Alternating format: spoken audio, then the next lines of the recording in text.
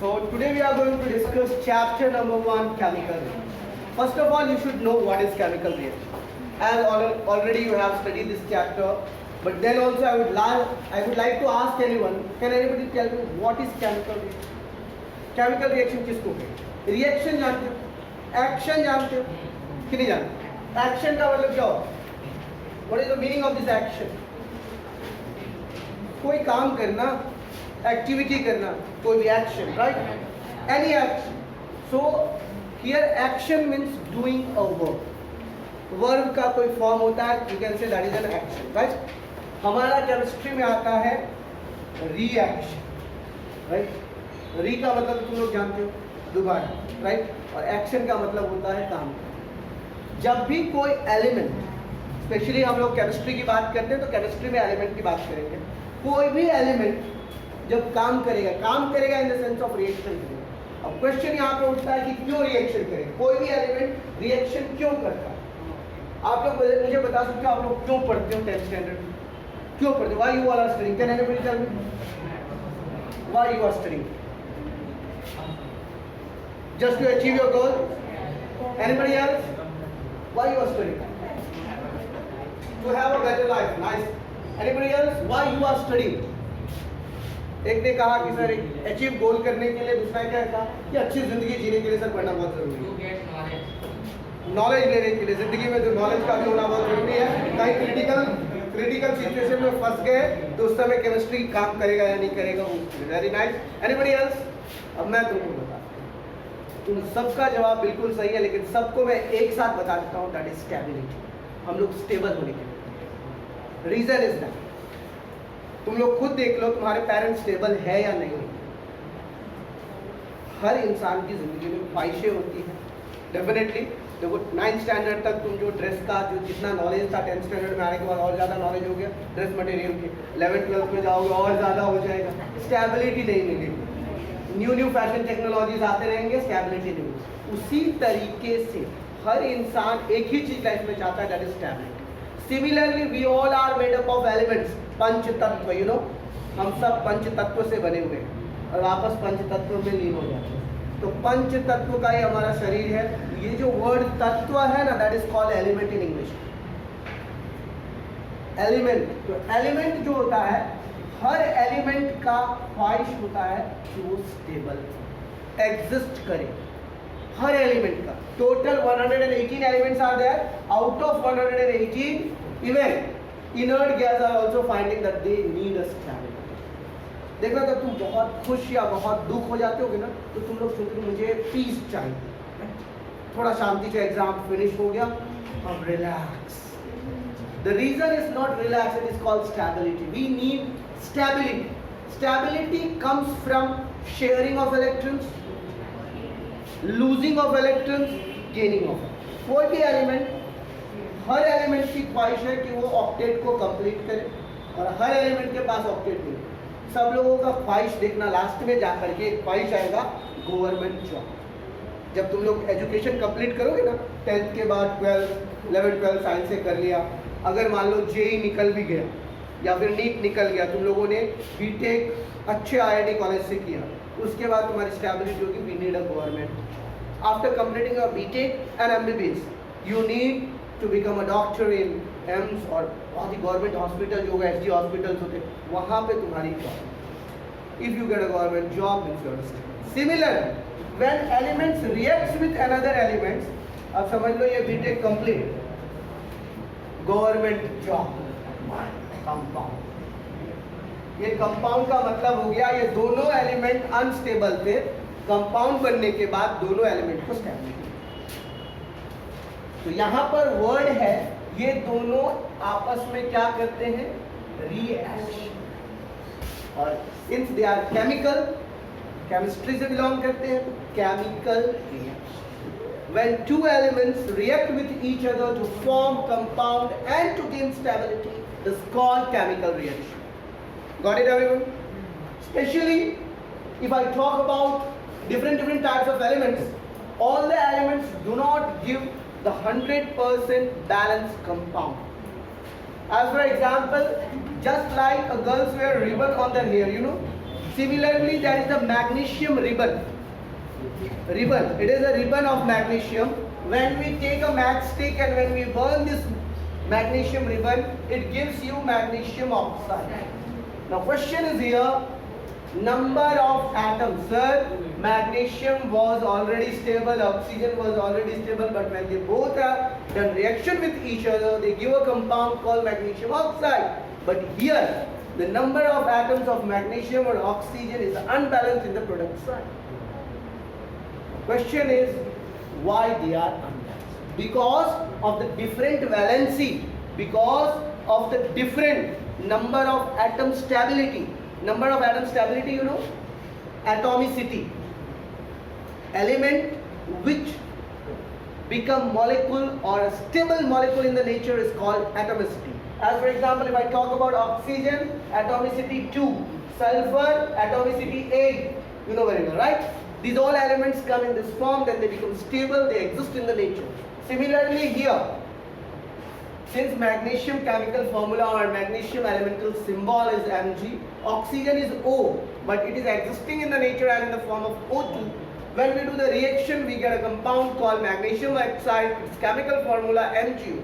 But when we balance this reaction, here there is a 1 atom of magnesium, here there is a 2 atoms of oxygen, and here 1 atom of magnesium and oxygen.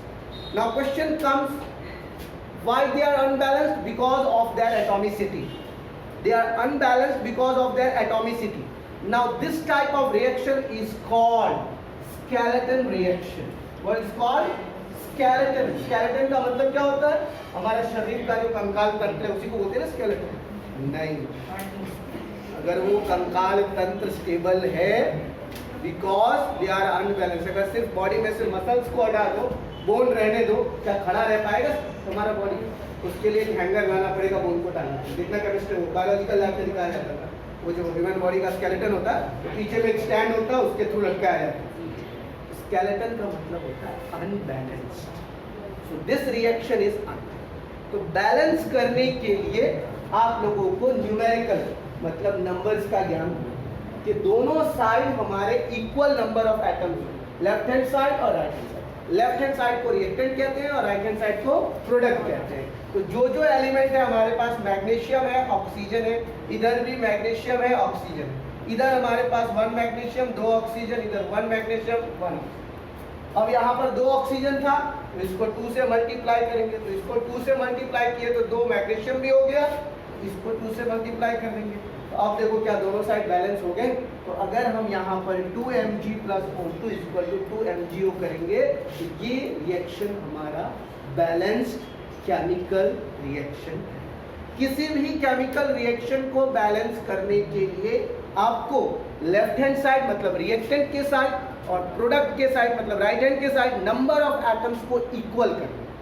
अब ये number of atoms को equal करते समय आप लोगों को ध्यान रहना चाहिए उसकी वैलेंसी चेंज नहीं होगी।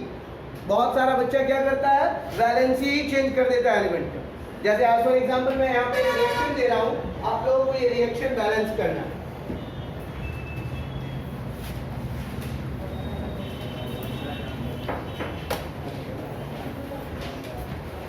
Cr2O7 2- plus SO3 2- gives Cr3+ and SO4 2-।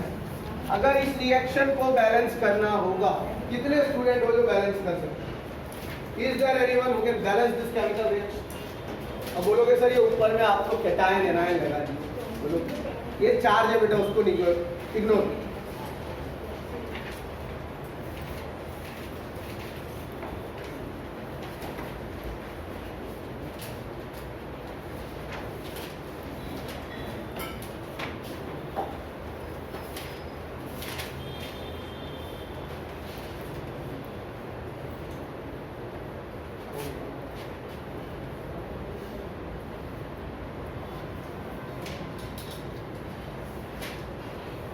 इस रिएक्शन को रिडॉक्स रिएक्शन कहा जाता है, पहले मैं बता देता हूँ। और इसमें तुम्हें फ्री है कि तुम हाइड्रोजन या हाइड्रोक्साइड ऐड करके दोनों साइड में हाइड्रोजन, ऑक्सीजन और वाटर को ऐड कर सकते हो। याद रखना तुम्हारे पास इतनी छूट है कि अगर किसी साइड ऑक्सीजन ज़्यादा हो जाए तो लेफ्ट हैंड साइड में हाइड्रोजन ऐड कर लो और उस साइड H2O बना। ये तुम्हारे पास छूट है कि तुम इतना ऐड कर सकते हो। ऑक्सीजन को बैलेंस करने के लिए वाटर मॉलिक्यूल्स बना सकते। Got it? चलो फटाफट बनाओ।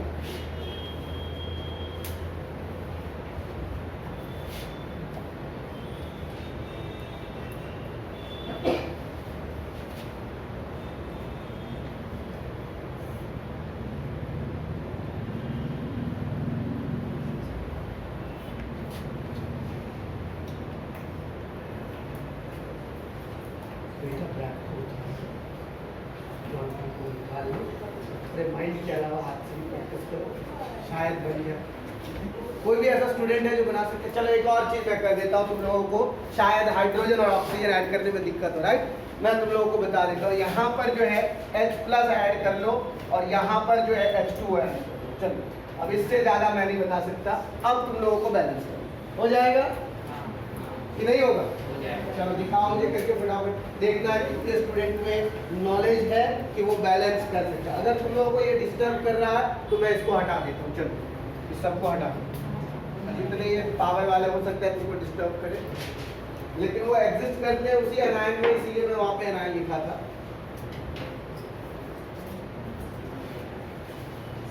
Yes please.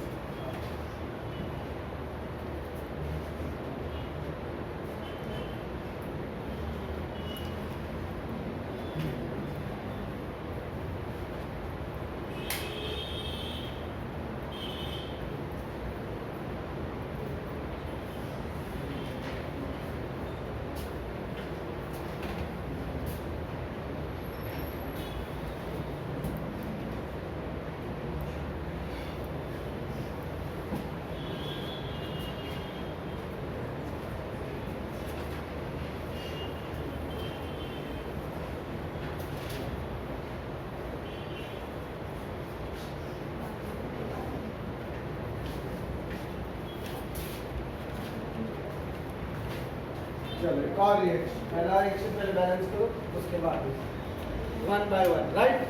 पहले एक रिएक्शन को बैलेंस कर लेते हैं। Maximum time 2 minutes to balance the first reaction.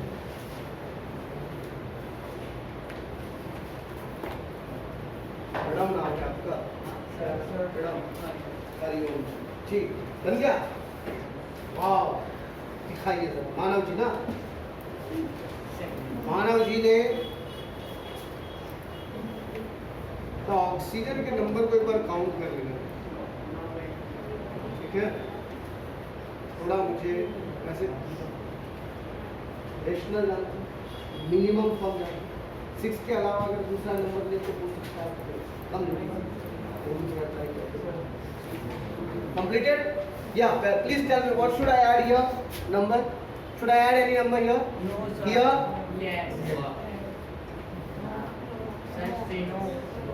No. Here? 2. Yeah. 2 chromium is there. So 2. Very good. Here? No. Here? 6. And here? 12. Just let us see that whatever you have done, that is right or wrong. Okay? 2 chromium, 2 chromium. Number of oxygen 7 plus 3, 10. 6 and 4, 10. 1 sulfur, 1 sulfur. 12 hydrogen. Balanced. Very nice. Second one.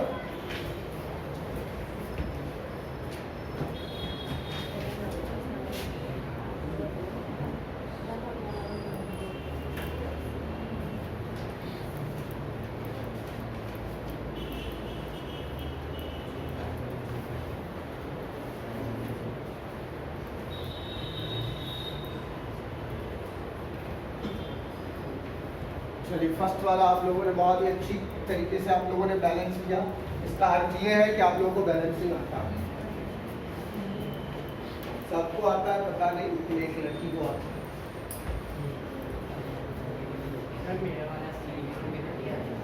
आपने यही किया था?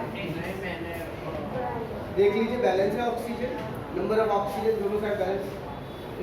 और अगर दोनों side sulphur के आगे में 3 लगा के देखो, 6 के बदले अगर 3 लगाता है बराबर। और हाइड्रोजन के आगे में 8 लगा दे, उधर 4H2O लगा दे, उसके बाद बैलेंस कर दे। नंबर जो है कम आना चाहिए बेटा। अब तुम मल्टीपल कर देगा तो पॉसिबल स्मॉलेस्ट फॉर्म में आना चाहिए। जैसे नंबर को हम लोग रेशियो को काटते हैं ना स्मॉलेस्ट फॉर्म में, स्मॉलेस्ट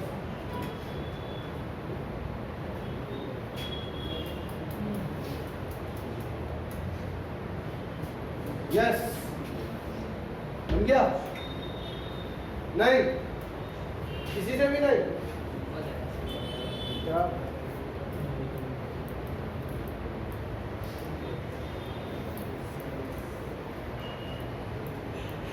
चार और 1 5 ऑक्सीजन इस साइड है, 2 3 5 और 6 ऑक्सीजन इस साइड है, बराबर। Left hand side and right hand side number of oxygen, उधर हाइड्रोजन इधर 2 है, तो अगर हम यहाँ पर 2 कर दें, बराबर, तो अब जो है हाइड्रोजन उधर 2 हो गया। अगर हम यहाँ पे भी 2 कर दे और यहाँ पे भी 2 कर दें, अब देखो तो क्या ऑक्सीजन में और पूरा सब कुछ बैलेंस है? जैसे एक बार चेक करो तो बताओ तुम लोग, बैलेंस है नहीं? पहले चेक करो, left hand side right hand side सब कुछ बैलेंस है। 2 मैग्नीशियम 2 मैग्नीशियम, 4 2 जा 8 और इधर 1 9 ही हुआ। और इधर देखो 2 2 जा 4 plus 3 7 and 2 9, bromine 1 bromine 1, 2 hydrogen 2, balance हो गया। तुम लोगों को बैलेंसिंग आ गया, skeletal reaction and balancing reaction. इसके बाद आता है हमारा टाइप्स ऑफ केमिकल।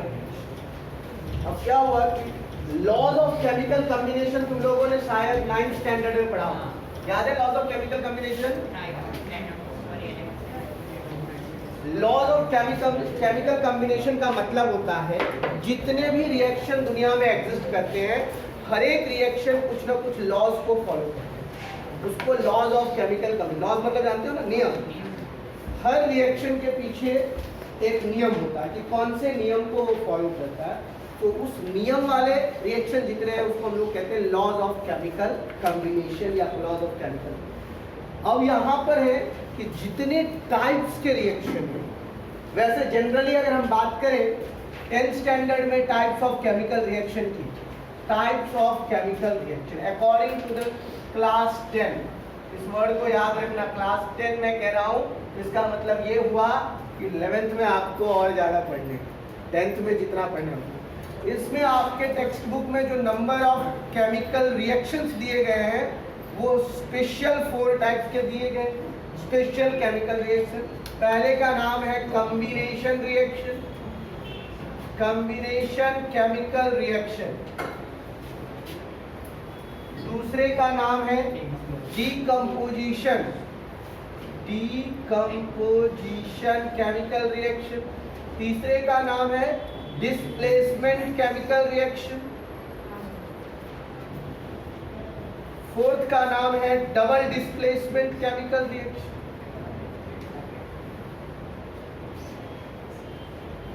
उसके बाद आपके टेक्स्ट बुक में कुछ हिंट दिया है, ऑक्सीडेशन, रिडक्शन,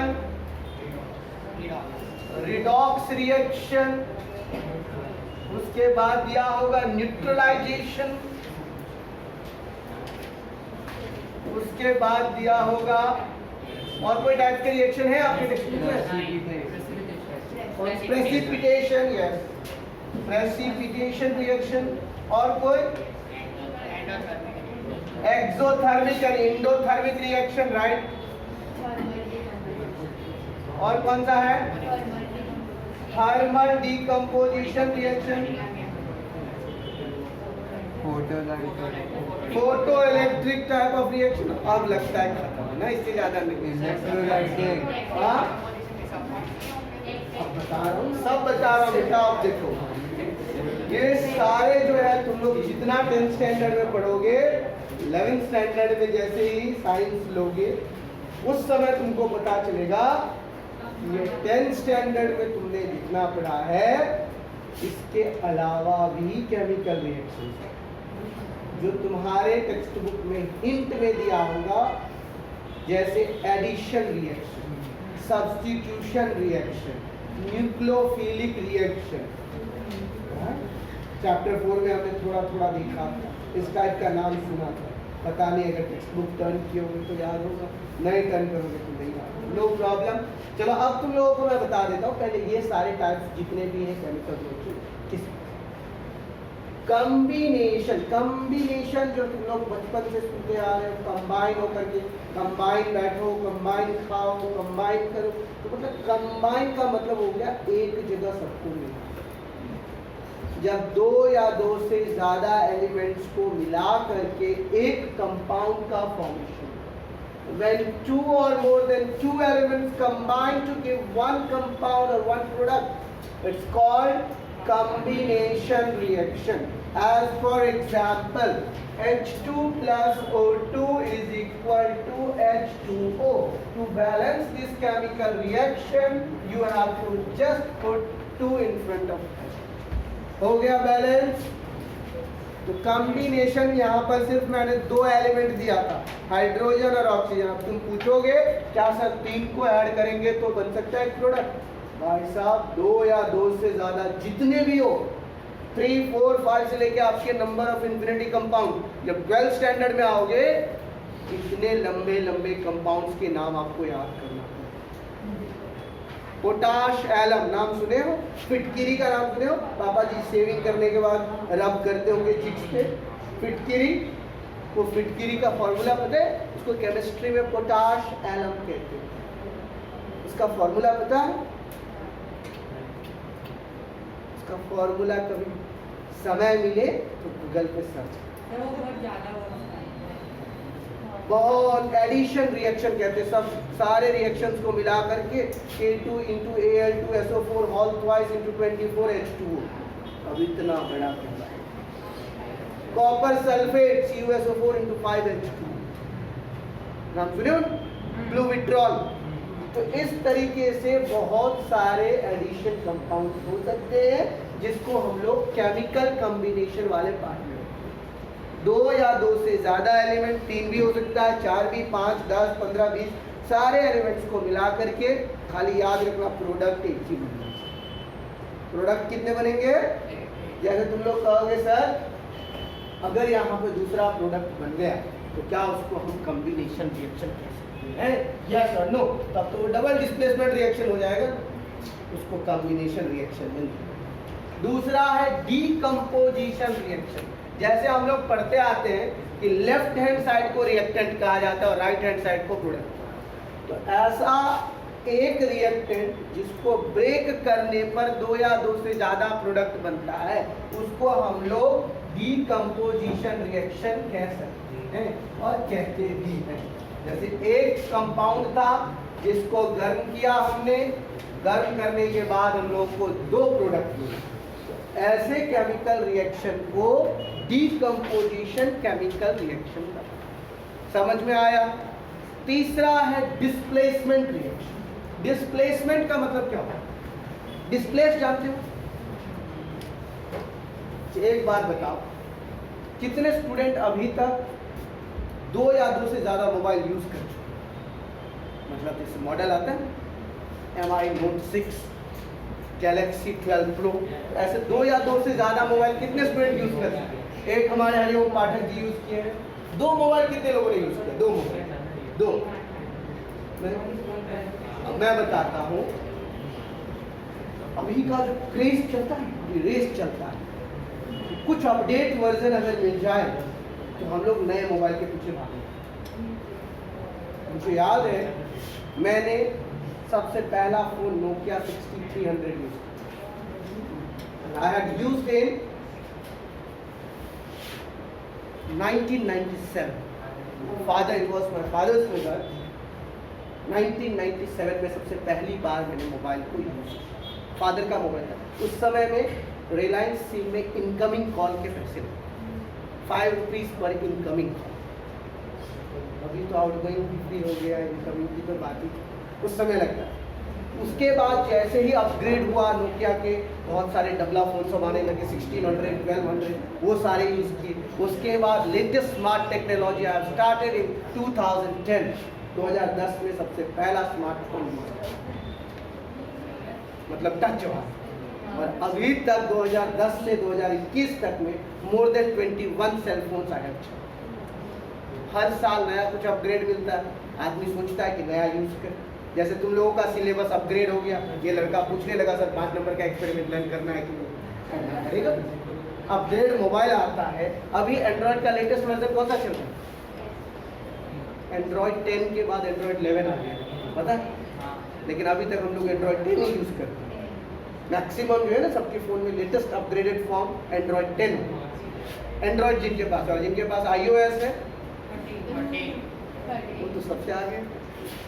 मतलब कहने का मतलब क्या होता है? अपग्रेडेड।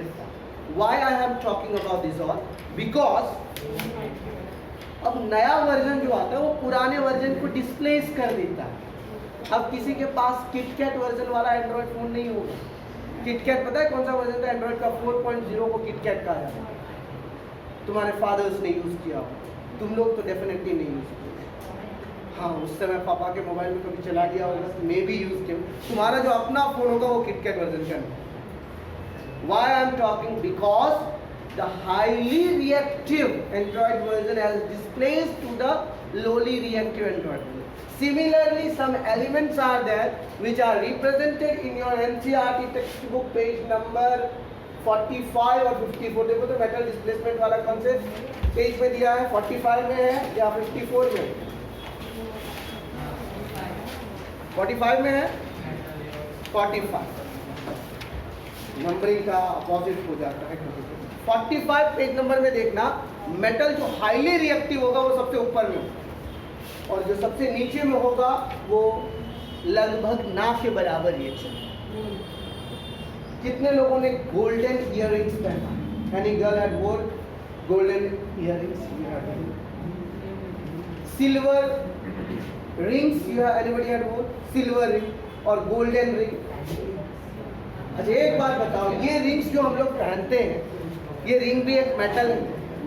ये मेटल को हम लोग बार बार ऑक्सीजन जो एटमॉस्फेयर में उससे रिएक्शन करते हैं, खाना खाने के बाद हाथ धोते हैं, पानी से रिएक्शन करते हैं। इतने सारे रिएक्शन करने के बाद भी इसमें कोरोजन नहीं, मतलब ये बहुत ही लोली रिएक्टिव मेटल्स। और हाईली रिएक्टिव मेटल्स देखना, ऊपर में सबसे ऊपर पोटाशियम, उसके बाद सोडियम, मतलब अल्कली अर्थ मेटल्स जो है वो सबसे ज़्यादा रिएक्टिव है। तो उसमें देख लेना, अगर तुम लोगों को कोई कंपाउंड दे दे, जैसे मान लो कॉपर सल्फेट है, और कॉपर सल्फेट में अगर हम लोग जिंक इसके सामने में रख देंगे तो ये जिंक क्या करेगा? इसके सल्फेट को डिस्प्लेस करके जिंक सल्फेट बना देगा और कॉपर को बाहर कर देगा। पूछा जाएगा क्यों? क्योंकि जिंक जो है कॉपर के कंपेयर में ज्यादा रिएक्टिव, कंपेयर में याद रखो। और अगर यही रिएक्शन मैं यहाँ पे लिखूं ZnSO4 + Cu,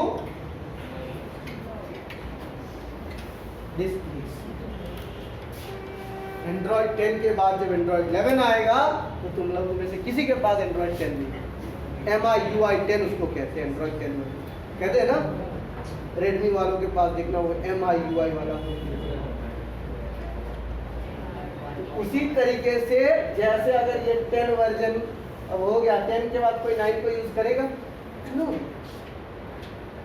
अब अगर किसी को तुम कहोगे बेटा 1 GB रैम वाला मोबाइल यूज करो, तो तुम्हारा जो जूनियर 5th 6th स्टैंडर्ड वाला होगा ना, पागल है, 1 GB रैम में कभी PUBG चलेगा? वो ऐसे बात करेगा। उसको चाहिए 6 GB RAM, 8 GB RAM, 12 GB RAM, maximum 16 GB RAM वाला रैम 32 GB। देखिए ये लेटेस्ट वर्जन है हमारे क्लास में। तो डिस्प्लेसमेंट रिएक्शन। अब आ जाइए डबल डिस्प्लेसमेंट। डबल डिस्प्लेसमेंट का मतलब होता है मेरा पेन आप यूज कीजिए, आपका पेन नहीं। कहने का मतलब अगर मान लो दोनों हाईली रिएक्टिव एलिमेंट है, फॉर एग्जांपल बेरियम सल्फेट, ठीक है, और सोडियम क्लोराइड, ये दोनों कंपाउंड है, कोई जरूरत नहीं है आपस में रिएक्शन करने का। लेकिन सोडियम कह रहा है बेरियम से, बेरियम तू अपना सल्फेट मेरे को दे दे, मेरा क्लोरीन तू। मतलब बेरियम क्लोराइड और सोडियम सल्फेट। तो इसमें क्या किया, दोनों ने अपने अपने एनायनिक पार्ट को डिस्प्लेस कर दिया। कितनी बार डिस्प्लेसमेंट हुआ? 2 टाइम। 2 को हम लोग डबल बोलते हैं, डबल जमाल देखा होगा तुम लोगों ने।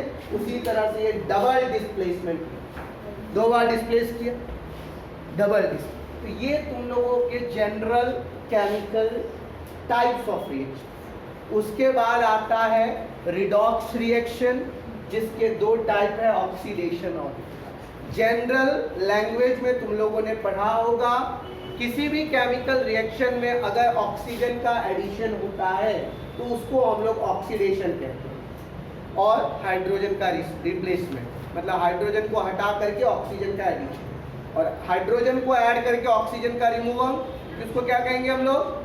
रिडक्शन। मतलब addition of oxygen and removal of hydrogen call oxidation, addition of hydrogen and removal of oxygen call reduction. इतना तो समझना। इसके अलावा मैं कुछ सिखा, मैं जो सिखा रहा हूं इसको ध्यान से सुनना। कोई एक एलिमेंट भी रिडॉक्स रिएक्शन हो, तुम्हारे टेक्स्ट बुक में दिया है लेकिन वहां पे एक्सप्लेन नहीं किया। एनसीईआरटी को गीता कहा जाता है, गीता में सिर्फ संस्कृत के श्लोक दिए रहते, उसका अर्थ नहीं दिया रहता। जैसे copper plus oxygen cuprous oxide, और कह दिया कि ये रिडॉक्स रिएक्शन है, समझाया ही नहीं कैसे redox.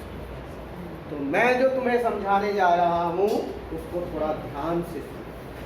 Element different oxidation state में एग्जिस्ट करते हैं। जिस तरह हम लोगों का है ना, क्लास में आ गए तो एकदम शांत बच्चे की तरह बिहेव करते हैं, और ओरिजिनल फॉर्म देखना है तो कभी घर पे आके देखो या दोस्तों के साथ देखो, कितने कमीने हमने आपको दिखाएंगे ओरिजिनल, राइट? यही होता है ना। तो हम भी डिफरेंट ऑक्सीडेशन स्टेट में एग्जिस्ट करते हैं।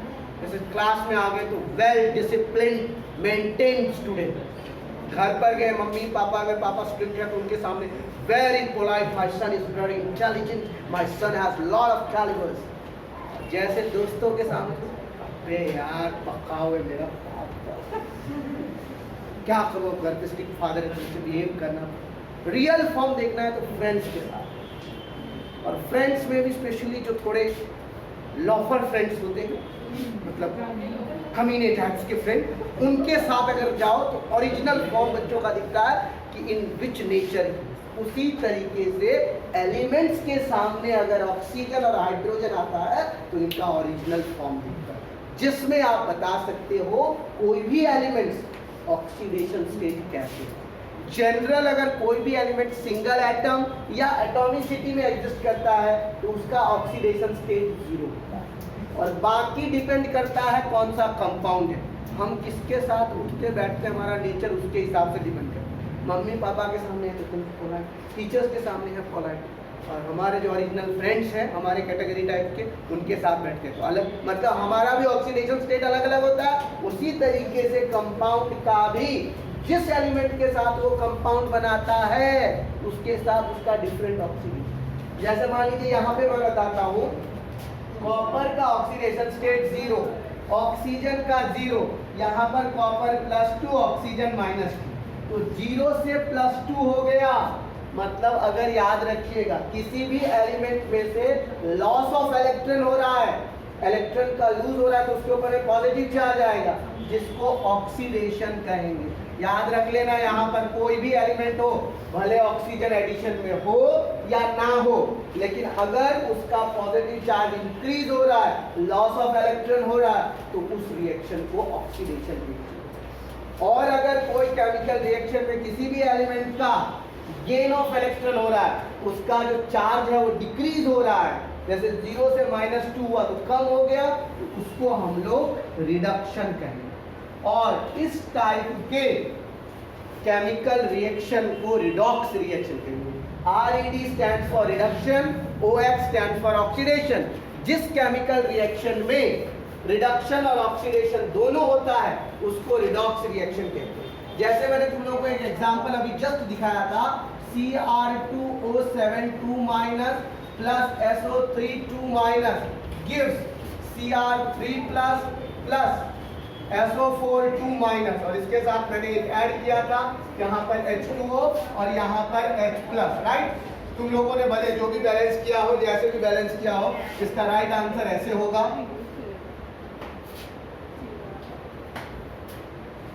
देख लो केमिकल रिएक्शन बैलेंस्ड है, just check it within a second. Is this chemical reaction balanced? Yes yes yes. अब देखो यहाँ पर अगर तुम्हें निकालना है कि क्रोमियम कौन से ऑक्सीडेशन स्टेट में एग्जिस्ट कर रहा है, तो क्रोमियम के कितने आइटम हैं? 2। तो यहाँ पर 2 और X मान लेते हैं हम लोग क्रोमियम का ऑक्सीडेशन स्टेट X। ऑक्सीजन का कितना होता है? -2 होता है। 7 एटम्स है तो -2 × 7, और ऊपर में जो चार्ज है वो इक्वल टू में, तो यहाँ पर 2x - 14 is equal to -2, 2x is equal to -2 + 14, 2x is equal to 12, x is equal to 12/2, that is equal to +6। यहाँ पर क्रोमियम +6 ऑक्सीडेशन, और यहाँ पर क्रोमियम +3 ऑक्सीडेशन स्टेट है ना। यहाँ पे +6 और +3 बढ़ रहा है या डिक्रीज हो रहा है? डिक्रीज हो रहा है। तो डिक्रीज होता है तो उसको हम लोग क्या कहते हैं? डिक्रीज होता है तो उसको हम लोग क्या कहते हैं? रिडक्शन। अभी जस्ट मैंने बताया कि अगर डिक्रीज होगा चार्ज तो उसको हम लोग कहेंगे रिडक्शन। क्या कहेंगे? रिडक्शन। यहाँ पे सल्फर का बताओ कितना होगा ऑक्सीडेशन स्टेट? सल्फर का SO3 में सल्फर का ऑक्सीडेशन स्टेट कितना होगा? ऊपर में 2 माइनस है, याद रखना। जल्दी बताओ फटाफट। x + -2 × 3 is equal to -2, x - 6 is equal to -2, x is equal to +4। यहाँ पे सल्फर का ऑक्सीडेशन स्टेट कितना है? +4। और यहाँ पर SO4 2 माइनस में कितना होगा? x - 2 × 4 is equal to -2, x - 8 is equal to -2, x is equal to +6, right. तो यहाँ पे +6, तो +4 से +6 हो रहा है, इंक्रीज हो रहा है डिक्रीज हो रहा है? इंक्रीज हो रहा है। मतलब क्या हो रहा है? ऑक्सीडेशन या रिडक्शन? ऑक्सीडेशन। तो इस केमिकल रिएक्शन को क्या हम रिडॉक्स केमिकल रिएक्शन कह सकते हैं?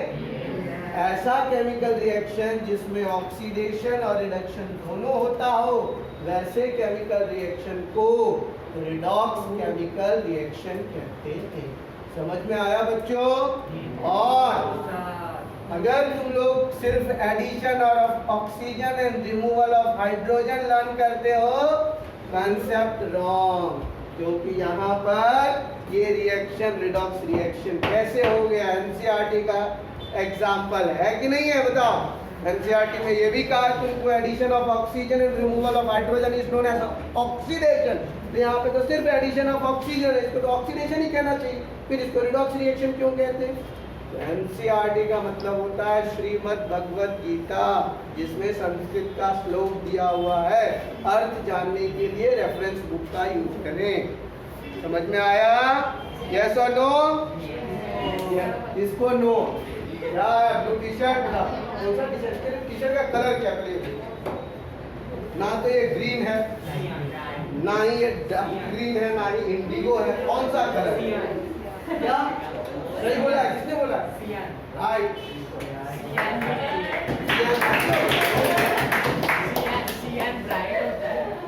तू कौन सा? Fluorescent colour. वाह, इतने कलर के बारे में पता है। अभी पूछूंगा मैजेंटा कलर कौन कौन से कलर से मिक्स होकर बनता है, नहीं बताता। प्राइमरी कलर सेकेंडरी कलर जानता है? लाइट चैप्टर में पढ़ा था ना। बता के मैजेंटा कौन सा कलर है, प्राइमरी या सेकेंडरी?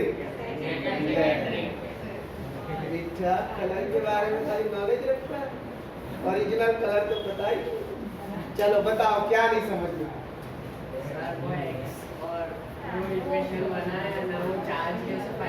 देखिए इस बच्चे को अगर सल्फ्यूरिक एसिड है H2SO4 है बराबर, और यहाँ पर SO4 2 माइनस था, इसको चार्ज फाइंड करने में थोड़ा डिस्टर्बेंस हो रहा है। इसको एक बार सिखा दूंगा। जिस एलिमेंट का तुमको चार्ज फाइंड करना है उसको X, अगर ये न्यूट्रल कंपाउंड है मतलब बराबर 0, अगर न्यूट्रल कंपाउंड नहीं है तो उसका वैल्यू दिया रहे बराबर। अब मान लो यहाँ पर मुझे सल्फर का ऑक्सीडेशन स्टेट फाइंड करना, हाइड्रोजन का 1 होता है, हम लोगों को पता है, 2 एटम है तो 1 × 2, सल्फर का X, ऑक्सीजन का -2 × 4 is equal to 0, 2 + x - 8 is equal to 0, x - 6 is equal to 0, x is equal to +6। Here sulfur exists in the +6 oxidation. इस तरीके से अगर इसमें निकालोगे SO4 2 माइनस में सल्फर का X मान लो, ऑक्सीजन का -2 × 4 = -2, X - 8 = -2, X = -2 + 8, X = +6। यहाँ पे भी सल्फर +6 ऑक्सीडेशन स्टेट में एग्जिस्ट करता है। समझ में आ गया बच्चा? हाँ जी, कोई भी निसेंट फॉर्म, मैंने अभी जस्ट समझाया, जो एलिमेंट जिस एटॉमिसिटी में एग्जिस्ट करता है वहां पर उसका ऑक्सीडेशन स्टेट 0। अगर S8 होगा तो इसका ऑक्सीडेशन स्टेट 0, क्योंकि यहाँ पे सल्फर की एटॉमिसिटी 8 है। सल्फर S8 में एग्जिस्ट करता है। तुम जिस स्टेट में एग्जिस्ट करते हो तुम्हारा ऑक्सीडेशन स्टेट 0। समझ में आ गया? या बाकी आगे बढ़े हम लोग? उसके कौन बोल रहा है? बोलिए बोलिए, क्या डाउट है? बोलो ना बेटा, डाउट है तो खाली ऐसे मजाक करने के लिए नहीं समझ में आ रहा है, कुछ है डाउट तो पूछो। ये वाला चल बेटा, तू इसका निकाल ले, SO3 2 माइनस का निकाल कुछ, अब समझ में आएगा। सर बताया नहीं, थोड़ी निकालो। SO3 2 माइनस, सल्फर को X मानो, ऑक्सीजन का -2 मानो। ओके, हाँ, SO3 2 माइनस, SO3 2 माइनस में सल्फर का ऑक्सीडेशन स्टेट फाइंड करो। सल्फर को X मान लो, ऑक्सीजन का -2 होगा, 3 एटम्स है, X प्लस -2 × 3 = -2। फाइंड करो X की वैल्यू, फाइंड करो, जल्दी फाइंड करो। कितना? अच्छा, समझ में आ गया? समझ में आ गया? कहाँ पे गलती कर रहा है? हाँ जी, हाँ जी, और किसको कोई डाउट? जी सर, अगर कॉम्बिनेशन रिएक्शन में अगर एनर्जी रिलीज होती है तो? Very nice point. एक ऐसा ही रिएक्शन हमने लिखा था, तुम लोग को याद होगा, इससे प्रीवियस लेक्चर में मैंने बताया था, plus heat plus heating sound, बताया था ना? Plus heat plus हीजिंग sound. हीजिंग sound कैसे होता है? ये हीजिंग साउंड जी, वो लिखना पड़ता है। स्पेशली आप लोगों को पहले भी सिखाया गया होगा, जब भी आप केमिकल रिएक्शन को रिप्रेजेंट कीजिए तो सबसे पहले उसका फिजिकल स्टेट रिप्रेजेंट कर दीजिए, सॉलिड में है, लिक्विड में है, गैस में है। उसके बाद अगर कोई बाय प्रोडक्ट के साथ एनर्जी रिलीज करता है, 10 से 11th में जाओगे तो वहां पे पूछा जाएगा कितना एनर्जी रिलीज करता है, उसको इंथैल्पी कहा जाता है, डेल्टा H। देखना, कार्बन और ऑक्सीजन को जो जलाता है CO2 बनता है, और इसके साथ डेल्टा H जो है 1444 किलो जूल पर मोल एनर्जी रिलीज होता है। तो यहाँ पे 11th स्टैंडर्ड में जाओ तो ये फाइंड करना होगा कितना अमाउंट ऑफ एनर्जी रिलीज होता है। समझ में आया? तो अभी तो सिर्फ हम लोगों को अगर हीट रिलीज होता है तो सिर्फ हीट लिख देना, अगर हीट रिलीज हो रहा है तो हीट, और एक्सोथर्मिक और एंडोथर्मिक में ये हीट वाला मैं अभी प्रोनाउंसिएशन यूज करूँगा। पहले तो हम लोग इस न्यूट्रलाइजेशन को पहले सीख लेते हैं, उसके बाद एक्सो इंडो, और उसके बाद प्रेसिपिटेशन, फिर जितने टाइप में तुम लोग बोलोगे सारे टाइप्स के। अभी आ जाओ सबसे पहले न्यूट्रलाइजेशन रिएक्शन। इसको डाउट है बेटा? पाठक जी बोलिए।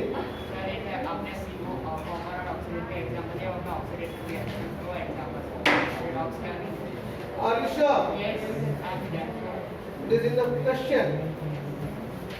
बेटा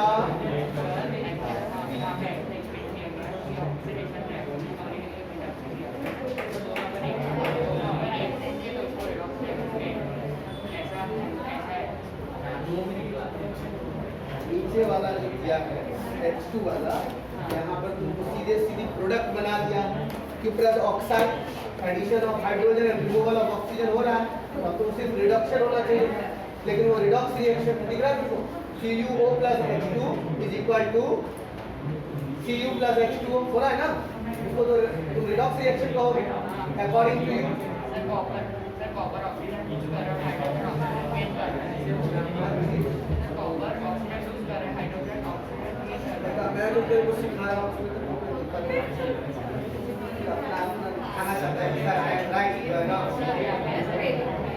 सही है, कोई गलत नहीं। क्या कहा है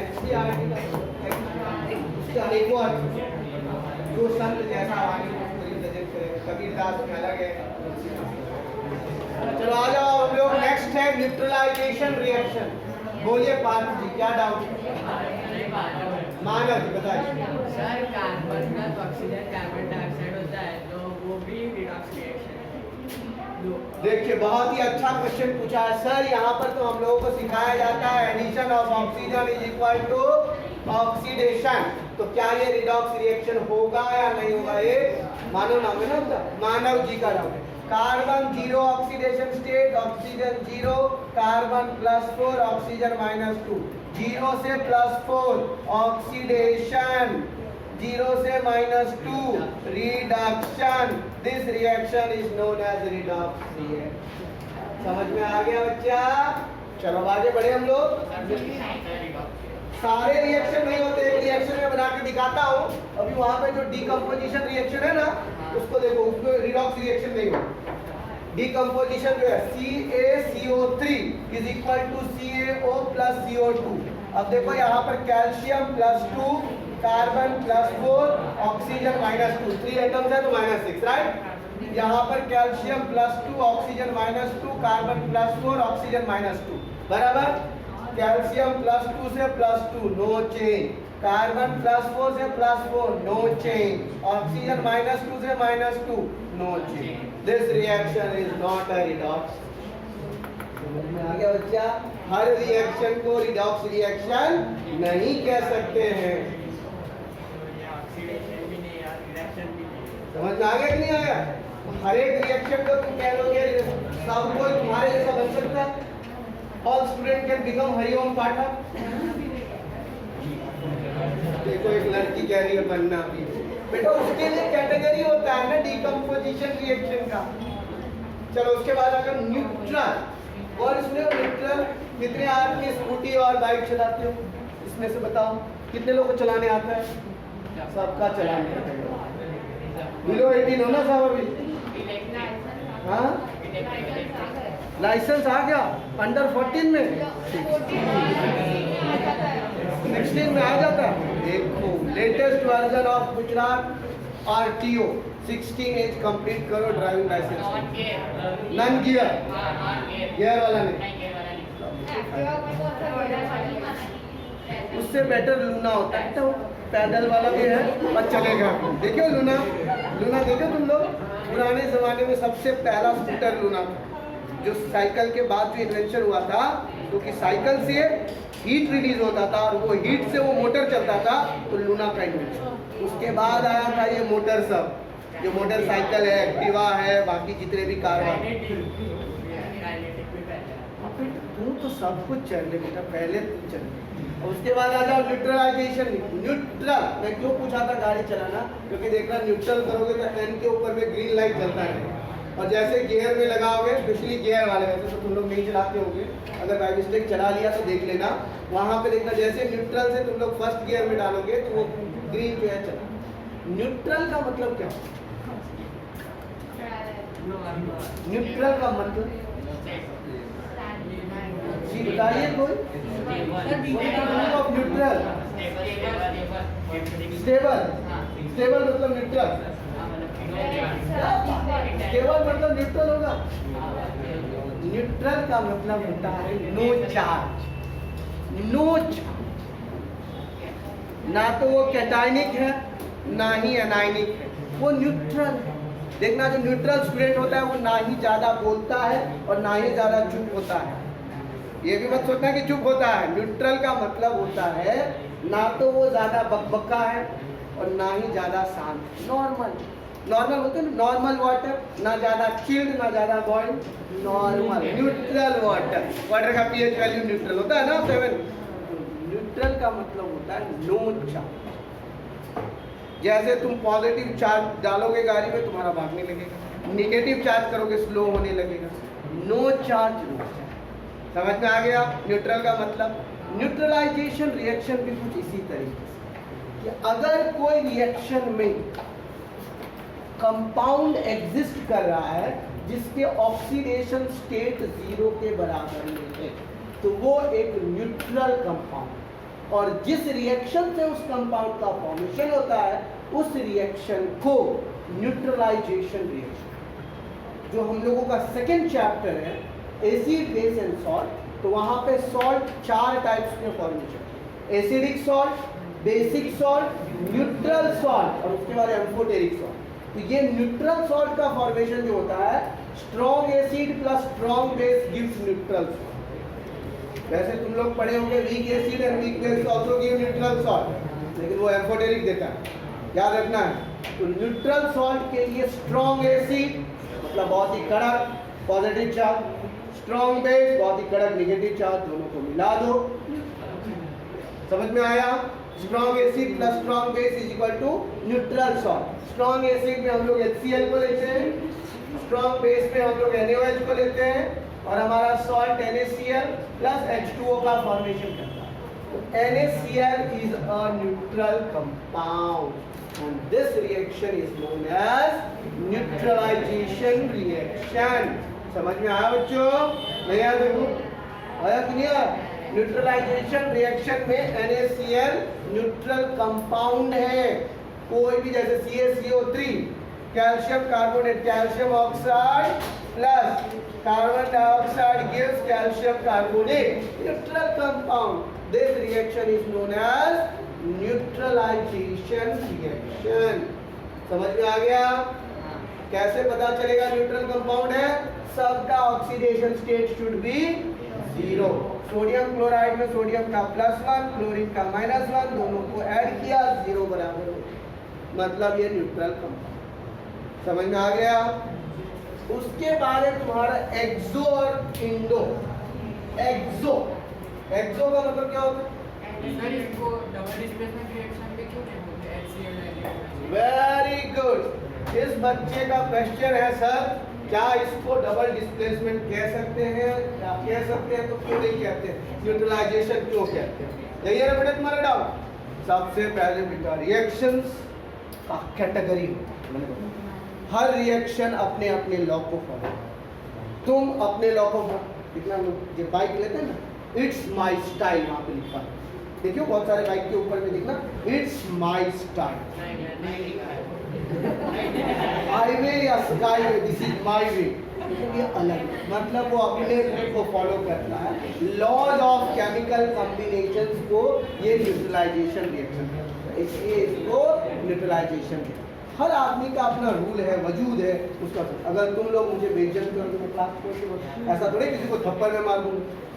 रूल होता है ना कि अगर कुछ ऐसे कड़क टीचर होते हैं, थोड़ा भी बच्चा अगर इधर से उधर हिला, get out of my class, get out of my class तुरंत करने लगते हैं। कुछ टीचर होते हैं बच्चे मस्ती कर रहे फिर भी इग्नोर करती है। देखना बहुत सारे जो स्पेशली लिंगुआ टीचर्स होंगे, हिंदी, इंग्लिश, संस्कृत लैंग्वेज वाले, छोड़ देते बच्चे मस्ती करे, पढ़े, कुछ भी उसका काम है पढ़ाना, वो पढ़ा। कुछ टीचर होते हैं एक्टिव टीचर, हर एक बच्चे का ध्यान देखता है, उसका आँख बाजू वाले की तरफ है कि टीचर की तरफ, उसको कहते हैं एक्टिव। तो सबका अपना अपना रूल। समझ गए क्यों कहा जाता है न्यूट्रलाइजेशन? एक्सो और इंडो। एक्सो गुजराती में एक वर्ड है ए जो, मतलब इधर देख, ऐसे होता है ना ए जो, मतलब इधर देख। इधर कह रहा है एक्सो मतलब अयानी जो, इधर से हीट बाहर निकलता। देखना बहुत सारे रिएक्शन में हीट बाहर निकलता है, कैसे पता चले? कभी तुम लोग शरबत पिए? शरबत कितने लोगों ने शरबत पिया? शुगर सॉल्यूशन वाला शरबत, ओनली चीनी पानी या तुम लोगों ने नॉर्मल वाटर लेना, नॉर्मल ना ज़्यादा गर्म ना ज़्यादा chilled, normal water sugar crystal को डाल देना, एक स्पून लेकर के उसको स्टीर करना, कुछ देर के बाद टच कूलिंग उसको पकड़ना। चिल्ड वाटर नहीं था, कोल्ड वाटर नहीं था, आइस वाटर नहीं था, लेकिन फिर भी वो पानी ठंडा, मतलब हीट उसके अंदर नहीं गया, इसीलिए वो कंपाउंड ठंडा। वैसे रिएक्शन को इंडोथर्मिक रिएक्शन करेंगे। और जब मम्मी सब्जी बनाती है तो ऊपर में देखना वेपर सब बाहर निकलते होंगे, एक्सोथर्मिक रिएक्शन। गरम गरम खाना खाया कभी? फटाफट एकदम प्रेशर कुकर से चावल निकला और उसके ऊपर में तड़का डाला, कभी हुआ ऐसा? मुंह से भाप निकला, वेपर एकदम गरम गरम खा लिया हो। जैसे देखना कभी कभी जो है ना कुछ ऐसे कंपाउंड्स होते हैं दाबेली वगैरह, जो वड़ा पाव दाबेली, ये सारे कंपाउंड्स ऐसे हैं जो फटाफट मुंह में डालोगे तो वापस बाहर निकालने का मन होगा, इतना हीट होता है। एक्सोथर्मिक रिएक्शन, एक्सोथर्मिक रिएक्शन याद रखना। एक्सोथर्मिक रिएक्शन का मतलब क्या होता है? हीट बाहर निकल रहा है। कितने लोगों ने दिवाली में अपने घर को पेंट होते हुए देखा है?